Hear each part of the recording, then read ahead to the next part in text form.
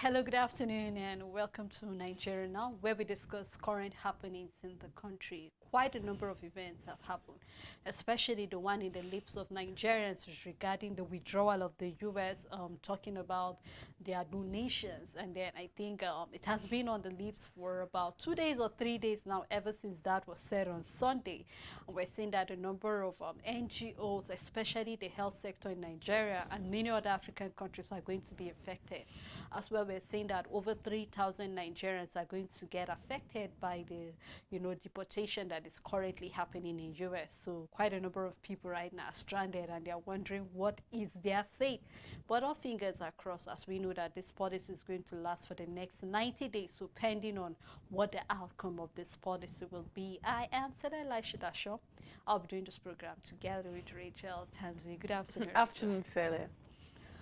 All right, let's dive into the matters of today. We would love to start looking at the tariff hike regarding that of the telecommunications, where we're seeing that subscribers are actually heading to court because they feel like after giving the time frame to the NCC, that's talking about the Nigerian Communication Commission, to actually look into reducing the tariff hike to at least making it 10% rather than 50%, and they are yet to get any reply from the NCC. And because of that, they have decided that they are heading to court. And of course, Rachel, I mean, this is a conversation we've been having since last week. Yes. Because I think that was when everybody got the memo that, you know what, from February, hopefully, we'll start paying the 50% tariff hike. So that means this affect both those who are buying for data on and call in. Yeah. So regardless whether you have an Android phone or not, everybody's going to get affected by it. And then here we're seeing that they're saying, I remember you and I were talking about affordable communication, affordable, on the way of trying to keep in touch with our loved ones, and then especially for businesses that thrive better on the, talking about with the tech and all of that. But then here we're saying that, you know what, subscribers are saying if we're yet to hear from these people, in fact, they gave them a deadline of Tuesday, and they were saying that from 11:59, that is to say when Wednesday, starting from today. So hopefully we'll be having talking about a press conference regarding that. But this is what subscribers are saying regarding this. That is either there is a reversal or they will be heading to court. Already we are very aware that even SERAP have sued the government regarding the same thing. We record that even the Nigerian Labour Congress also are saying the fact that, you know what, it's either they reverse it or they will actually have to do something and all of that. But subscribers have actually taken it upon themselves to head to court regarding that. Sally, I think one of the skills that Nigerians lack is choosing their battles wisely. Of course. And knowing what battle could be won and which one you cannot win.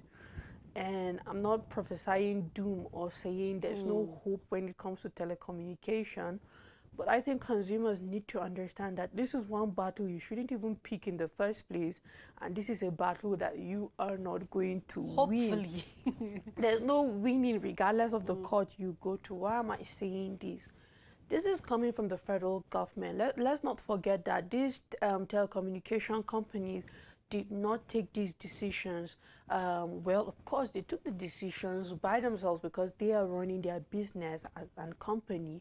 But then this 50% tariff hike that we are about to see exactly is approved by the federal government. The Ministry of Communication is saying that, you know what, we tried our best. It is not going to be 100%, and we're giving you 50%. And I said it one time when we were talking. I said this is them indirectly telling, like, well, we've done something for you. You should be grateful that it's not 100%.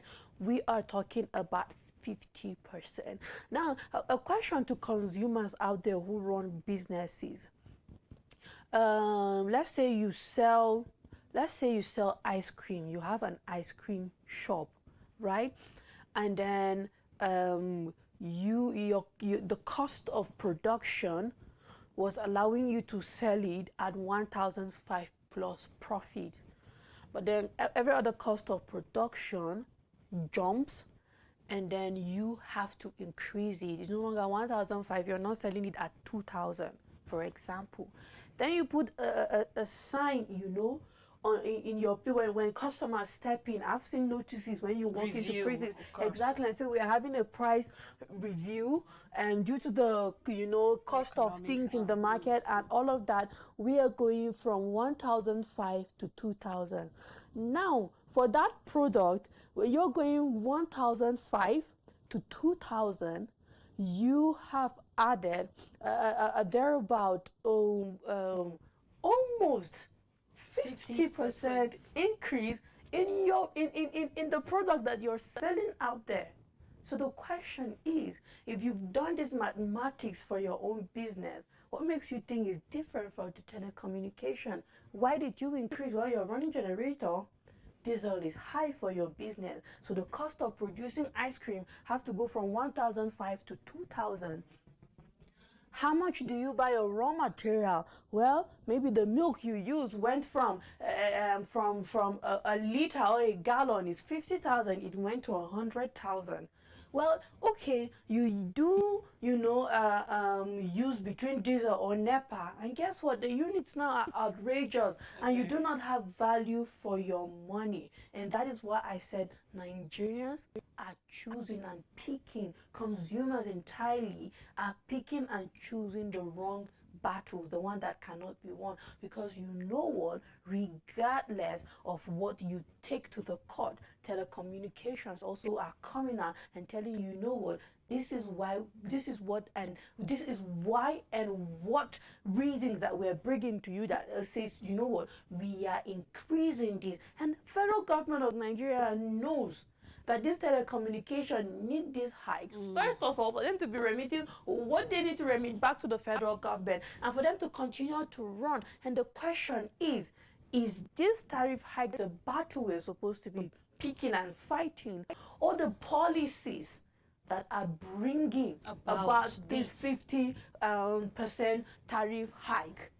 Because without those policies leading us to where we are not going to be witnessing this kind of increase in everything. It's not only telecommunication, it's virtually, I just made an example of an ice cream shop. If you consume certain things, food, finished product, processed goods, it's not okay. So because for some reason telcos, announce their own because they are quite big and say 50% increase. But did you ever sit down and measure how many percent increase was for bag of rice that went from 30-something thousand to 72? We're looking at prices doubling within a short period of time. We're looking at 50% increase. We're looking at 100. So is it because you do not have one rice company that you can nail, or what, that you didn't take it to? Because these are all products we consume, even more than telecommunication and products and all of that, be it the savings or the call, be it the data or the call credits and all of that. So we need to know exactly what battle we need to pick and really fight it as a country, because you know what, it's not out of place for us to demand the government to review certain policies. It's not out of place for us to call President Bola Ahmed Tinubu's attention and say, you know what, this is not a matter of fact. The tax reform bill is out there, is not yet passed. These are battles that we can start picking and saying, as a country, we will accept this tax and we will not accept this tax. This is what is happening in other countries that are seeing a reform in their tax system or regime, and we are sitting down, and as Nigerians, nobody is going through and saying, okay, we will accept this, we will not accept that, we will not accept this, but rather you are taking telcos to the court, and you just wonder. I think it's time we sit down and think of pick our battle wisely, and the one that could be won or we can win at the end of the day. I think one thing with Nigerians is the fact that we hardly weigh our options. Yes. And just like you said, imagining these over 157 million subscribers that are representing this whole body and saying that they're actually going to, take legal matters. Let's leave the legal matters to Sarah and the Labour to do the right thing. Just like you said, there are other policies that are worth fighting for. Yes. And then you can actually see that, you know what, if we take up this battle, we are certain that about 50% or even 80% we are going to actually win this. I mean, till date, we saw what happened during the hashtag EndSARS. or the hashtag end bad governance. Okay, how about that of governors yet to pay 70,000 naira? We saw the likes of Ogun State, where we saw the speakers and the like, you know, passing a bill of certain amount of money. These are the things that I was hoping to see, you know, Nigerians marching to the front of the, you know, as a House of Assemblies in their various states saying, we will not. And then, of course, they have no choice but to actually bend. But just like you said, let's wish our subscriber. We're saying that this is not something worth fighting for. It is, but then it's just more like when you weigh it and you're looking at the reality. We saw where even the government of the day is saying this is the reason why we gave the go ahead. Exactly. Of course, they are going through certain implementation change, and they need to make that change. We talk about the diesel, talk about Naira going up and down and all of that. So really, really, we have to look into this. Now, here we're having civil societies talking about the merger that we've been having. I mean, we've had Labour, especially in PDP, talking about the fact that, you know what, we need to come together, we need to form a coalition, we need to fight the government of the day, because this is literally how it sounds. We need to come and, you know, unseat them and be unseated, and then it's looking more like a battle of, you know, the mighty, or more like, okay, we just want you to get out of office and all of that, and then we're not seeing our politicians coming out to present something that Nigerians can go back and say, you know what, these parties are worth fighting for, because as it is present, it looks more like the parties are in the pockets of individuals. We saw the likes of El-Rufai coming out to say he doesn't understand what is happening in the APC. He said the leadership are corrupt and the likes of it. PDP are yet to get their act together. We're seeing them here. We're not going for the meeting in the Southwest. And then the likes of it, who is the secretary? Their heads are not together. Are we going to talk about that of the Labour? So it's more like, you know, civil society are coming out to say we really, really are not, you know, in support of all of this. If you really need to come together, we saw Peter will be talking about the fact that he wants, even if he is going to merge, it's not because he wants to, you know, struggle about power and all of that. But I remember you saying the fact that, I mean, these are politicians, and if you want to get in the fight of politicians, you end up getting dirty, and then they come out clean, because you have no idea what happened behind closed doors. But this is what us civil society are talking about, that there need to be dismissal concerning this whole merger thing, because it doesn't make sense whatsoever. For any layman saying this, it just look more like a power struggle rather than, you know, thinking about governance. Yesterday we were looking at what our vice president is promising, and as it is presently, these parties put together don't look like they actually have an agenda truly for the country. Yes. I mean, so I like the confidence which our CSOs are talking with. It's almost as if they do have the power to decide what PDP, what Labour, or what any other party can do. However, it is a good one because they are the voice for others, and they're standing their ground and saying, you know what, do this and do that. Now, talking about what is going on with the whole merger and coalition, the truth is, Sele, and I know maybe Obedience will not agree with this, but if you go back to 2023, if the PDP had played their cards well, I strongly believe that Peter Obi will not even be a name to stand with right now. If PDP had played their games properly and, you know, do the right thing, because they were these two parties, it was APC and PDP, and that has how it has been in the country, in as much as PDP have been there for a while and all of that. But when you look at it, there would not even be a room for a Peter Obi in a Labour Party making waves and starting up a movement that, as I said yesterday, is getting stronger and all of that. But you see, you just quickly made mention of something now concerning, do they even have a strategy? I think that is a problem, because what is your strategy? When you're coming together, what force are you trying to pull? Is it the force of putting in the right people there, you know, taking, steering the course to a better Nigeria? Or do you just want to make it that, you know what, I become president? Because I asked the question, I said, Atiku, if you are bringing Peter Obi to merge your party together, who is going to be the flag bearer? Because your statement is different concerning how you want to be the president. The last time I checked, you are still in this presidential, you are still an aspirant, and you are not about to give up on it. It looks like maybe till he draws his last breath before Atiku will be out of presidential race in Nigeria. that looks like that way as it is now. So the question is, we have Peter Obi on the other side who wants to, still wants to be president regardless of his approach. And then Atiku on the other side, and we also have NNPP and all of that. What are you going to do? But more than anything, we want to see a master plan that is what being supported. And what I love about what the CSOs are saying is not only the fact that they're saying that the merger is not important, but what the parties need to do, and that is they need to fix the problems in their camps, because people are saying, we read that in the morning, if you cannot put your party, if you cannot govern your party, how can you rule an entire country such as Nigeria? And that is why I make mention concerning if PDP had done the right thing in 2023, there won't even be a Peter Obi leaving PDP and going to Labour Party. So it means that if they would fix the problem in their party, they won't even need a merger, they won't need a coalition, they won't need to pull people to gain force. We are in a multi-party system, and what that means is that there is, and as much as it's okay to merge,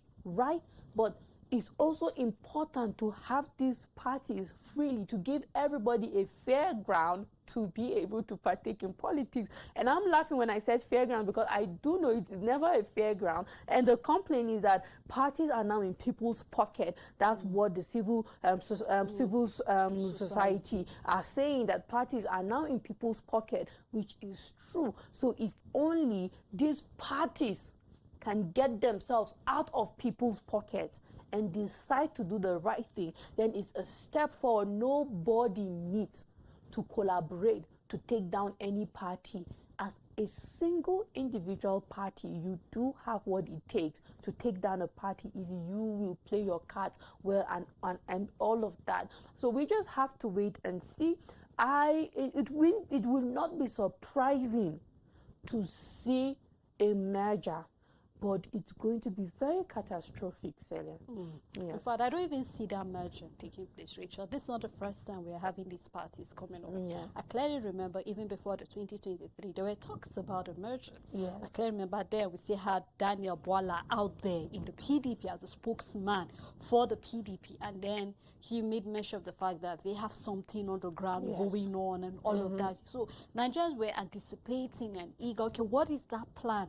And then we saw that, I mean, whatever that plan was, I believe did not see, daylight, because of course a number of factors must have kicked that plan away. So just like we rightly said, you have to get your act together. And like you said, in fact, I believe that regardless whether the PDP or the Labour Party or even the NNPP, they all have the tendency, but it's all about, are those people willing and ready to play by the books? We've seen that, I mean, parties don't vote. Individuals in the parties are the ones who make those parties to wax. Remember what happened during the 2023 where we had delegates going there, and the Nigerians feel like their entire world was in the hands of these delegates. Yes. We saw so many memes where kids were saying, what do you want to be in future? They say, I want to be a delegate, because we saw them cashing out, and all of that. So we just hope that, of course, the civil society have the best interest, I believe, of, Nigerians in heart. But it's one thing, again, for these various political parties to know the fact that, this is not the chess game that you play with the lives of Nigerians. You really, really need to do. With the way where we are presently, I believe that we're supposed to be smarter. I recall you saying yesterday, if Nigerians have not learned anything in the past 8 years, I believe that they should start learning something now with what is happening. So let's keep our fingers crossed and see if these parties are going to listen to the CSOs, or they will do as they want. Of course, they are not bent to do, to actually take that decision. But I believe this is just a suggestion coming from the civil societies. But I believe that that's how far we can go. Thank you, Rachel. You're welcome, Sarah. And as well, thank you to our viewers and every other person who made this program a success. We look forward again to doing this together. Please do have a lovely day ahead.